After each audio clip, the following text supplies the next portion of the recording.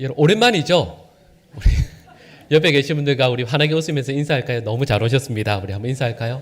네, 잘 오셨습니다.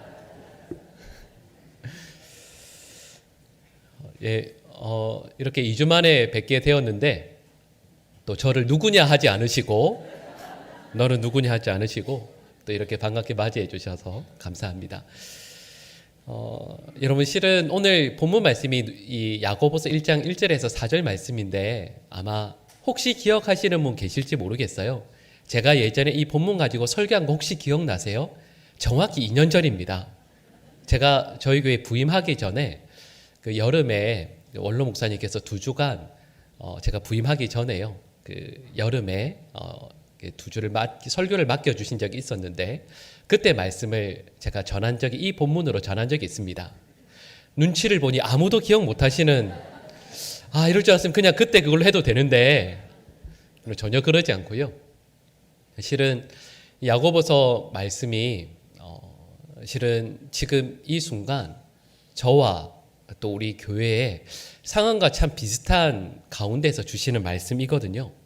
그래서 이 말씀을 묵상하면서 특별히 야고보 사도도 저와 참 비슷한 점이 있고 또 이 야고보 사도가 목회했던 예루살렘 교회가 우리 교회와도 참 비슷한 점이 있구나라는 그 마음이 들어서 여러분 이제 앞으로 몇 주 동안 야고보서 말씀을 함께 나누고자 합니다.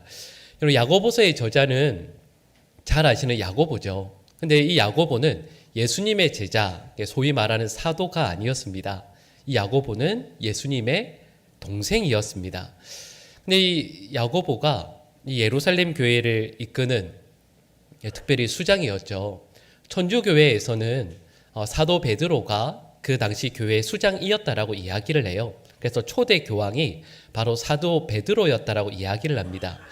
근데 실은 대부분의 성서학자들은 초대 교회, 바로 이 예루살렘 교회의 수장은 다른 사람이 아니고요. 바로 예수님의 동생 야고보였다라고 이야기를 해요. 근데 여러분 야고보가 이 예루살렘 교회를 이끌었을 때 야고보도 또 예루살렘 교회도 저와 또 혹은 저희 교회와 비슷한 점이 있다라고 말씀을 드렸잖아요. 그 중에 하나가 이겁니다. 여러분 이 예루살렘 교회는 아주 성장하고 부흥하는 교회였습니다. 근데 어떻게 그럴 수 있었는가라고 했을 때 그 첫 번째 이유는 당연히요. 성령 하나님께서 예루살렘에 임하셨고 성령께서 임하셔서 삶이 온전히 변화된 성도들을 통하여서 그 지역의 복음의 역사가 일어나게 되죠. 그래서 예루살렘 교회 부흥의 첫 번째 이유, 원동력은 바로 성령 하나님께 있다라고 말씀을 드릴 수 있습니다. 근데 두 번째 이유가 있어요. 예루살렘 교회가 이렇게 부흥을 했을 때 여러분 제가 좀 전에 예루살렘 교회 수장이 바로 이 야고보라고 말씀을 드렸잖아요. 그 말은 예루살렘 교회 담임 목사가 바로 이 야고보라는 뜻 아니겠습니까? 근데 여러분 저희가 사도행전 말씀을 쭉 생각을 해보면 예루살렘 교회가 부흥하고 성장할 때 실은 야고보가 한 일이 나타나지 않습니다. 예루살렘 교회가 가장 크게 부흥하고 성장할 수 있었던 계기들이 있는데요. 예를 들면 사도행전 2장 41절 말씀을 보시면 사도 베드로가 설교를 하죠. 그리고 그때 몇 명이 회심하죠? 3,000명이 회심하는 사건이 일어납니다. 그리고 이것으로 끝나는 것이 아니고요. 사도행전 4장 4절 말씀을 보시면 베드로가 설교했을 때 남자만 5,000명이 회심한 내용이 나옵니다. 남자만 5,000명이니까 예루살렘 교회 성도들이 얼마나 많았을지를 우리는 충분히 짐작할 수가 있죠. 근데 여러분 예루살렘 교회가 이렇게 크게 부흥했는데 수만 명이 되었는데 좀 전에 말씀드렸잖아요. 누가 목회를 잘해서라고요? 야고보가 아니라 사도 베드로가 목회를 했기 때문이었습니다. 그가 설교를 했기 때문에 예루살렘 교회가 이렇게 부흥하고 성장하게 된 것이죠. 여러분 그리고 이뿐만 아닙니다. 예루살렘 교회는 실은 지금도 2000년이 지난 지금도요. 세계의 모든 교회들이 가장 본받고 싶어하고 그래서 돌아가야 하는 교회라고 이야기하는 그래서 지금도 초대 교회로 돌아가자라는 모토를 이야기하는 교회들이 너무 많이 있거든요. 근데 그 교회가 바로 이 예루살렘 교회입니다. 근데 예루살렘 교회가 어떻게 이렇게 모범적인 교회가 될 수 있었는가라고 했을 때 사도행전 2장 44절에서 47절 말씀을 우리 조금 길지만 같이 한번 읽어볼까요? 믿는 사람이 다 함께 있어 모든 물건을 서로 통용하고 또 재산과 소유를 팔아 각 사람의 필요를 따라 나눠주며 힘쓰고 집에서 떡을 떼며 기쁨과 순전한 마음으로 음식을 먹고 하나님을 찬미하며 또 온 백성에게 칭송을 받으니 주께서 구원받는 사람을 날마다 더하게 하시니라. 아멘. 여러분 가장 마지막 부분을 보니까요. 날마다 구원받는 사람을 더하여 주셨다. 예루살렘 교회가 날마다 부흥했다라는 것을 말씀하고 있어요. 근데 여러분 이렇게 예루살렘 교회가 부흥할 수 있었던 이유가 무엇인가 라고 했을 때 길게 읽은 말씀이지만 예루살렘 교회의 성도들이 날마다 하나님의 말씀을 가까이 하고 서로 사랑하고 돌보고 섬기고요.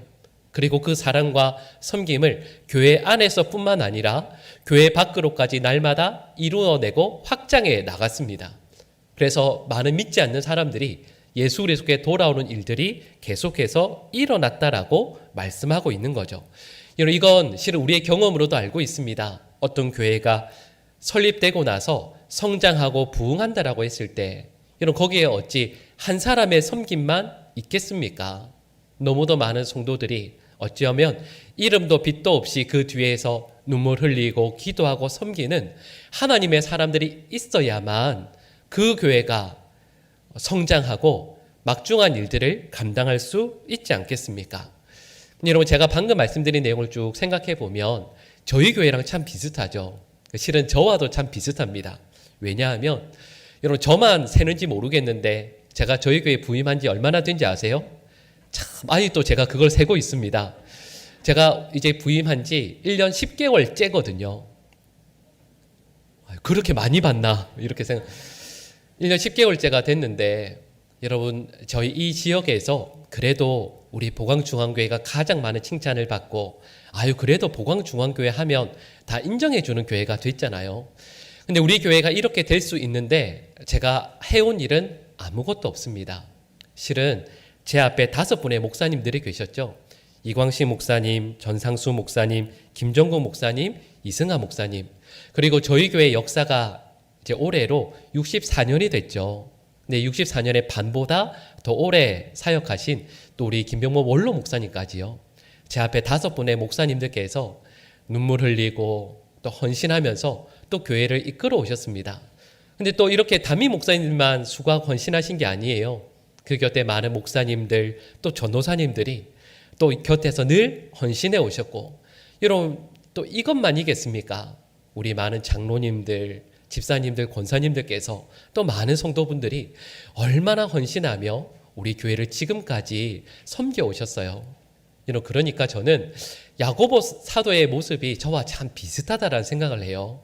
한 것은 아무것도 없지만 교회를 함께 섬기는 많은 분들의 헌신, 눈물, 기도로 교회가 이렇게 부흥하게 되었으니 이건 오늘 말씀에 나오는 이 예루살렘 교회와 참 비슷하다라는 생각을 하게 됩니다.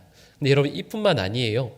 우리 오늘 본문 1절 말씀을 다 함께 읽어볼까요? 우리 1절 말씀 같이 읽겠습니다. 하나님과 주 예수 그리스도의 종 야고보는 흩어져 있는 12지파에게 문안하노라. 아멘. 자, 우리 1절 말씀 끝부분 보시면 이런 말씀이 나와요. 야고보는 흩어져 있는 12지파에게 문안하노라 이렇게 말씀하고 있습니다. 실은 야고보가 목회하던 예루살렘 교회 성도들이 다 흩어져 있어요. 왜냐하면 예루살렘 교회 중에 7분의 집사님들이 계셨죠. 근데 그 중에 한 분 스데반 집사님이 순교를 당하시게 됩니다. 그리고 그 순교로 인해서 예루살렘 교회에 큰 박해가 있게 되죠. 여러분 어느 교회는 박해가 있다라고 해서 교회가 다 흩어지는 것은 아닙니다. 그런데 이 예루살렘 교회는 하나님의 정하신 뜻 가운데 박해로 인하여 흩어지게 되죠. 근데 그 모습을 사도행전 8장 1절 말씀을 보시면 이렇게 말씀해요. 우리 노란색으로 되어 있는 부분 같이 읽어볼까요? 그날에 예루살렘에 있는 교회에 큰 박해가 있어 사도 외에는 다 유대와 사마리아 모든 땅으로 흩어지니라. 아멘. 자, 이 말씀 셋째 줄에 처음 시작해 보면 그냥 지나치기 쉬운 한 단어가 있습니다. 예루살렘 교회 성도들이 흩어졌는데 어느 정도 흩어졌다고요? 다. 여러분 셋째 줄 보시면 처음 시작이 뭐라고요? 다 유대와 사마리아 모든 땅으로 흩어졌다라고 말씀하고 있어요. 예루살렘 교회에 누가 남았죠? 사도들만 남았습니다. 성도들이 다 흩어졌어요. 여러분 얼마 전까지만 해도 예루살렘 교회는 정말 큰 교회였거든요.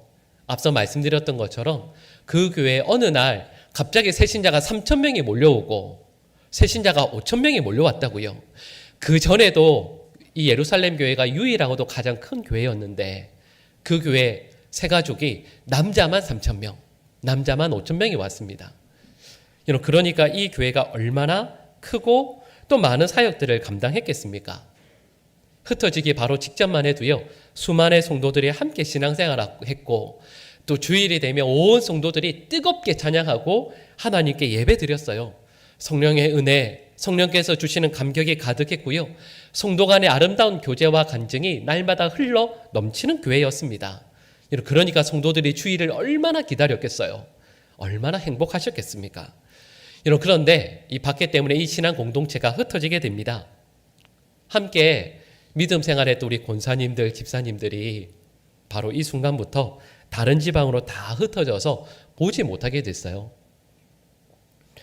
미처 사랑의 인사를 나누지 못하고 헤어졌고 지금 우리말로 하면 미처 헤어진다고 하면서 기념사진 한 장도 찍지 못하고요.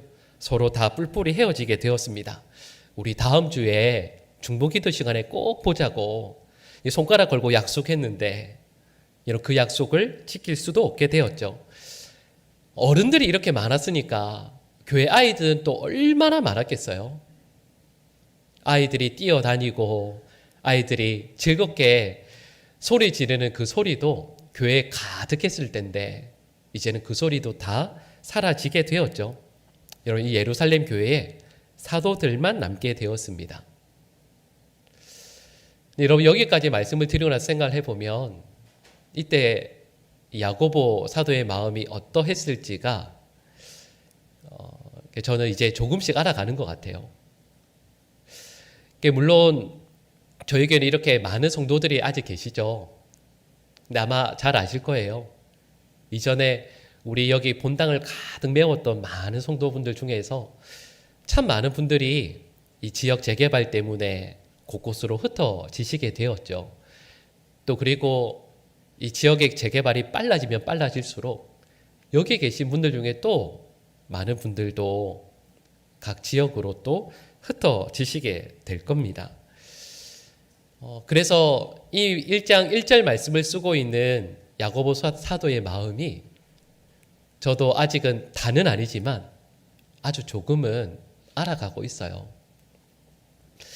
저의 간절한 소원은 그렇죠. 재개발이 진행되고 결국은 우리는 이쪽에 아름답고 예쁜 예배당을 짓게 될 거예요. 근데 저의 간절한 소원은 예배당을 예쁘게 짓는 것보다 여기 함께하는 우리 모든 성도들이 한 분도 흩어지지 않고 아름다운 예배 공동체를 이루어내길 간절히 소원합니다. 여러분 약속하신 거죠?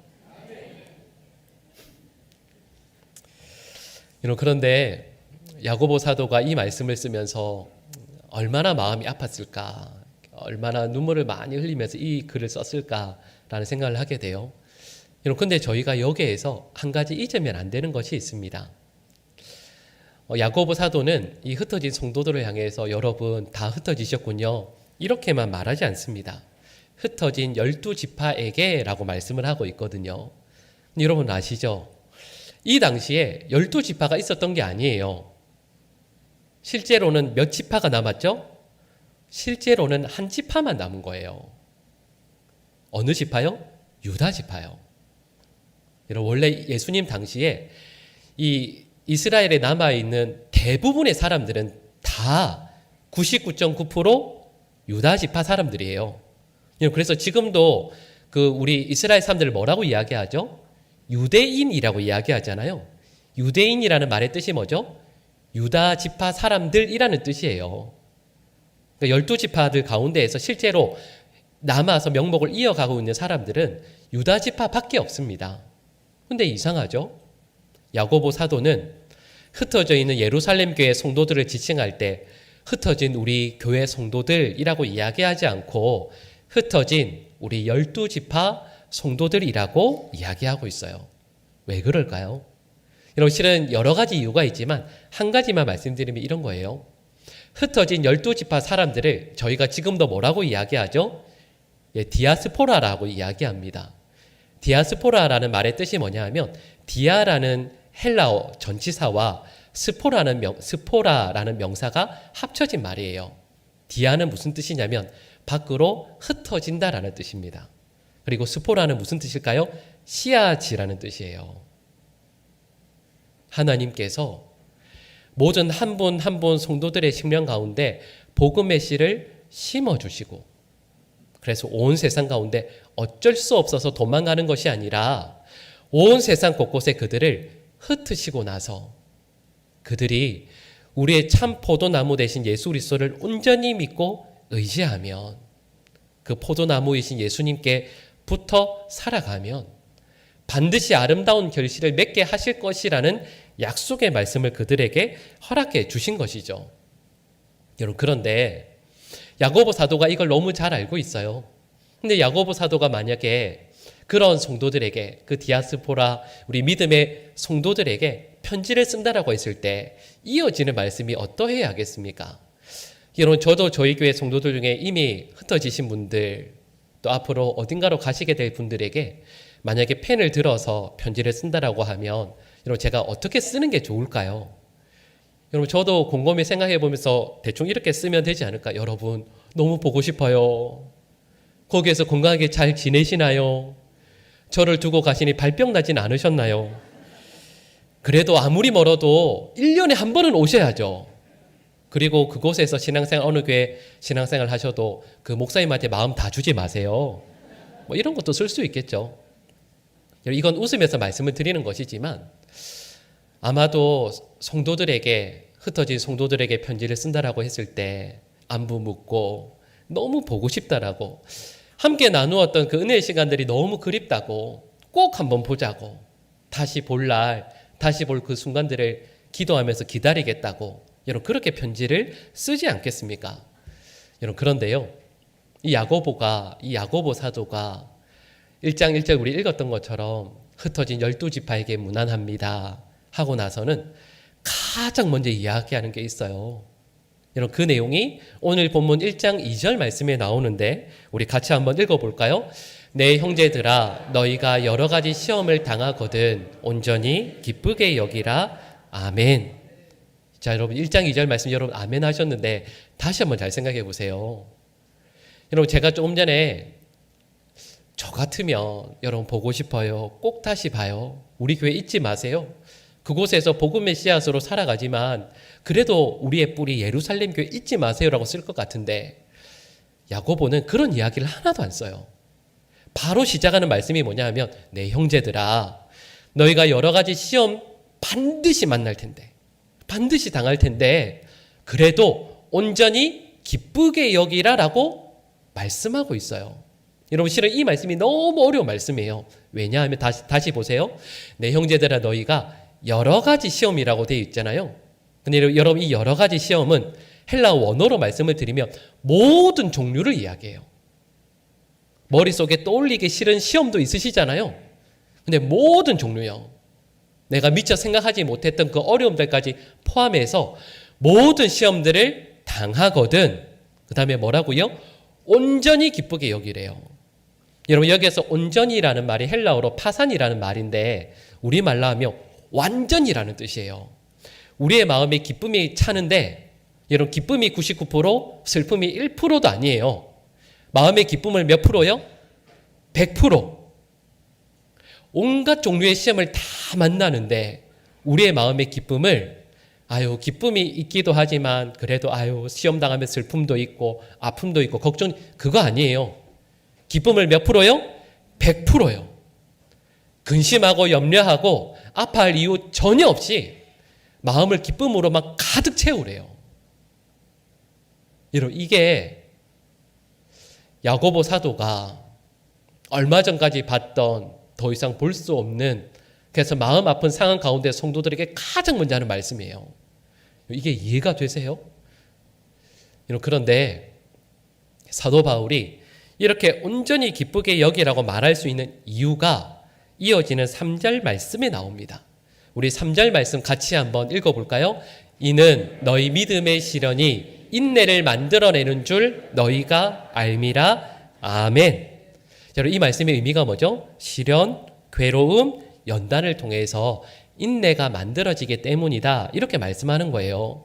여러분, 이 말씀이 이해가 되세요? 실은 이 3절 말씀은 이해하기가 참 어려운 말씀이에요. 왜냐하면 우리는 이렇게 생각하거든요. 자, 여러분, 우리는 이렇게 생각합니다. 인내를 가지고 시련, 시험, 어려움을 잘 통과해라, 이렇게 말하잖아요.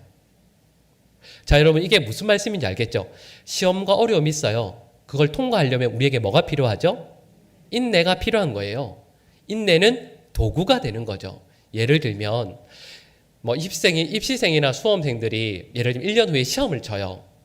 그럼 1년 동안 어떻게 하죠? 놀고 싶은 거 꾹 참고, 가고 싶은 거 꾹 참고, 자고 싶은 거 꾹 참고 열심히 공부해요. 그래서 결국 뭘 이뤄내요? 합격을 얻어내는 거예요. 그러니까 목적은 뭐예요? 합격. 방법은, 도구는 인내하는 거예요. 이게 우리의 일반적인 생각이죠. 근데 야고보 사도가 3절에서 말씀하는 건 반대예요. 그거 시험들을 잘 이겨내어서 목적이 뭐냐, 뭘 결국 얻어내야 되냐면 인내라는 것을 얻어내어야 한다라고 말씀하는 거예요. 여러분, 이게 실은 우리의 생각과 전혀 다른 거죠. 다시 한번 생각해 볼까요?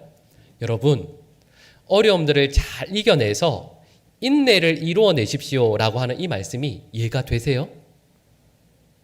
인내해서 어려움을 감당해내야 되는 거지, 어려움을 이겨내서 인내를 얻어내어라, 인내를 너의 삶의 덕목으로 만들어내어라 하는 이 말씀이 이해가 되세요?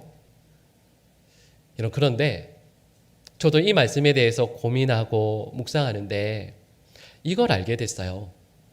여러분, 뭐냐 하면, 여러분, 여기에서 말씀하고 있는 인내라고 했을 때 우리는 인내가 뭘까요? 오래 참는 거예요. 그래서 예수님 당시에 헬라어 원어로 인내가 뭐냐 하면 휘포메네라는 단어거든요. 이게 제가 설명드리면 이런 겁니다. 휘포는 뭐가 있으면 그 아래라는 뜻이에요. 그리고 메네는 머무른다라는 뜻이죠. 자, 인내를 무엇 아래에 머문다라는 말을 왜 썼을까요? 자, 여러분, 이렇게 그리면 좋을까요? 우리가 이렇게 서 있어요. 아니면 길을 걸어가요.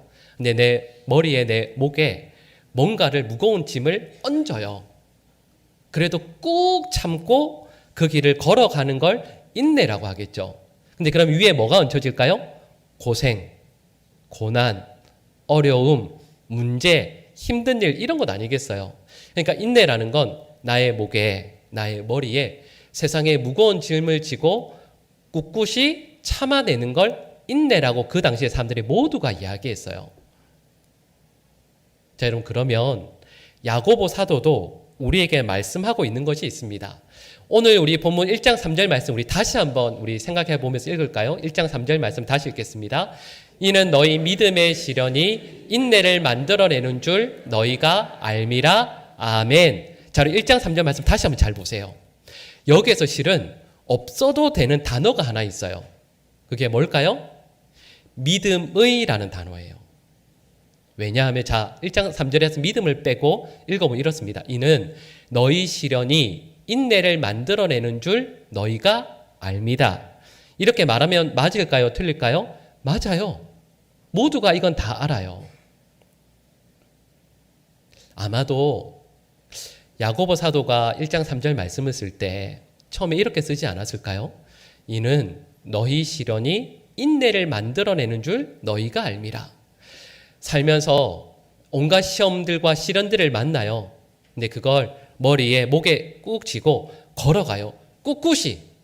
그러면서 인내라는 덕목을 얻어낼 수 있다라고 말하는 것 같아요. 그런데 야고보 사도가 이 말씀을 쓰고 나서 다시 생각해 보니 그게 아닌 거예요. 야고보 사도가 우리에게 말씀하는 게 있습니다. 여기에 믿음의라는 말이 붙으면 어떻게 되죠? 우리가 만나는 모든 시련, 모든 어려움이 무엇과 연결이 돼요? 믿음과 연결이 돼요. 믿음과 연결이 된다라는 말씀은 무엇일까요?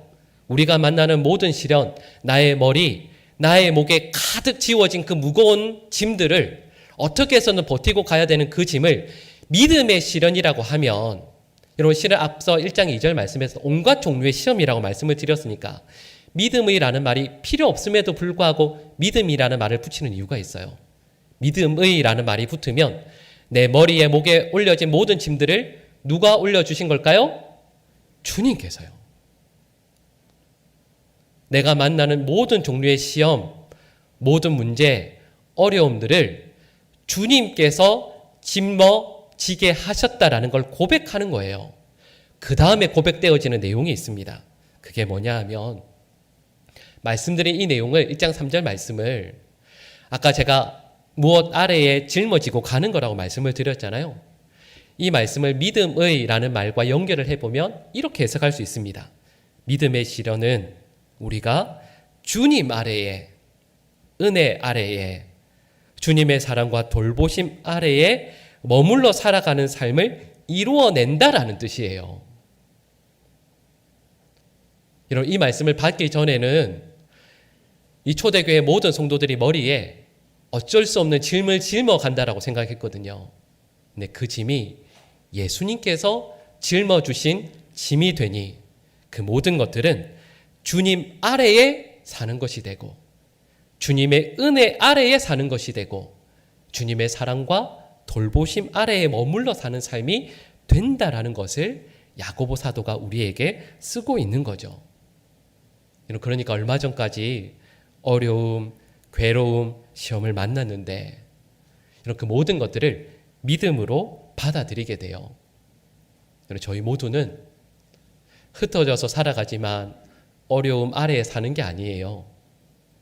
그 어려움을 주님께서 주셨으니 주님의 사랑, 주님의 은혜, 주님의 돌보심 아래에서 저와 여러분들 모두가 하루하루를 살아가게 되는 거죠. 여러분 그 문제를 만나요. 근데 믿음의 시련이잖아요. 믿음의 시련이라는 것은 시련을 만나는데 그 모든 것들을 믿음으로 받아서 우리에게는 모든 마음들을 완전히 다 주님께 내어드린다라는 뜻이에요. 그 시련들을 만나면서 하나님 저에게 물질이 너무 부족해요. 물질 때문에 너무 힘들어요. 라고 기도했던 성도가 그 시련 가운데에서 나의 마음을 우리 재개발 용어로 하면 강제로 이주하는 거예요. 내 마음을 믿음의 시련을 통해서 주님께로 완전히 이주시켜 버리는 거죠. 여러분 그래서 하나님 제가 얼마 전까지 물질 때문에 그렇게 마음 아팠는데 괴로워했는데 이 물질의 많고 적음이 아니라 저의 삶의 주인이신 주님께 저의 온 삶을 다 드립니다. 물질이 있고 없고가 내 삶의 가장 중요한 문제가 아니라 이 작은 물질 때문에 더 이상 아파하는 것이 아니라 주님 한 분으로 인해 만족하는 삶을 살아가길 원합니다. 건강 때문에 너무 아프고 힘듭니다. 하나님 저에게 건강 회복시켜 주세요라고 기도했던 분들이 하나님 저의 건강의 약함 때문에 하나님의 나라를 더 사모하게 됩니다. 하나님 저에게 이 믿음의 시련을 통하여 저의 마음이 온전히 하나님께로 드려지게 하여 주시옵소서. 그렇게 하나님 앞에 나아가게 된다라는 거죠. 여러분 그래서 오늘 본문에서 야고보 사도가 말씀하는 인내를 이루어내어야 한다라는 것은요. 단순히 이를 악물고 오랫동안 버틴다라는 뜻이 아니에요. 내 머리에 내 목에 인생의 무거운 짐들이 가득 놓여 있는데 이걸 통과하는 중에 내가 우리 주님의 통치 아래에 주님의 은혜의 손 아래에 주님의 함께 하심 가운데 살아가는 것을 고백한다라는 뜻이에요. 그러니까 아무리 내 머리 위에 많은 짐들이 놓여 있다 할지라도 그 모든 것들을 믿음의 시련으로 받아들이고 하나님께서 함께 하심으로 고백하는 성도가 어찌 온 마음을 다해 기뻐하지 않겠습니까? 여러분, 저는 우리 주님께서 우리 모든 성도들에게 이 은혜 주시기를 간절히 원합니다. 여러분, 이미 흩어져 있는 성도들도 온라인으로 함께 예배드리는 성도들도 계시고요. 또 어쩌면 우리 성도들 중에 어쩔 수 없이 흩어지시는 분들도 계실 거예요. 근데 여러분, 말씀드리지만 여러분, 저는 우리 모든 성도들이 하나님의 은혜 가운데 하나 되는 교회 될 수 있기를 간절히 축복합니다. 잠시 흩어진다 할지라도 반드시 함께 모이는 우리의 교회 될 수 있기를 여러분, 저는 간절히 소원해요. 근데 여러분, 어디에 있든 어디에 ht어지셔서 큰 어려움을 만난다 할지라도요, 온갖 종류의 시험을 당한다 하실지라도 그 시험이 나의 목, 나의 머리 위에 너무도 많이 얹혀 있는 것 같지만, 그러나 그 모든 시험이 믿음의 시련으로 고백되어질 수 있기를 주님의 손이, 주님의 은혜가 머무르는 그런 함께 하심이 될 수 있기를 간절히 축복합니다. 기도하겠습니다. 사랑의 하나님, 세상에 어떤 그리고 모든 시험을 만난다 할지라도 믿음의 시련으로 받아들여 하나님의 함께 하심을 기쁨으로 고백할 수 있는 우리 모든 주의 백성들 되게 하여 주시옵소서. 흩어진, 그리고 앞으로 흩어질, 그러나 흩어져야 하는 상황 가운데에서도 우리 주님의 몸된 보광중앙교회를 온 힘을 다해 지켜내고 섬기길 원하는 우리 모든 성도들에게 하나 되었다라는 귀한 마음과 또 수많은 어려움들 가운데에서도 하나님의 함께 하심을 찬송하며 넉넉히 이겨내는 인내의 사람 되길 원하는 모든 주의 백성들에게 하나님 놀라운 은혜를, 큰 복을 허락하여 주시옵소서. 예수님의 이름으로 기도드립니다. 아멘.